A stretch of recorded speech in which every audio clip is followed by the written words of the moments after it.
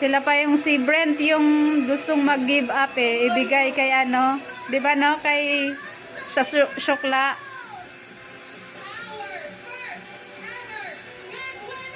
Oh my gosh, big winner pa rin anak ni Lang.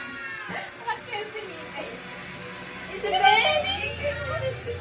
Anong gusto niyo sabihin sa lahat ng sumusunod? Bakit parang flowers yung lalaki? Sa totoo lang po, hindi ko alam ang sasabihin kasi hindi po sapat yung salitang masaya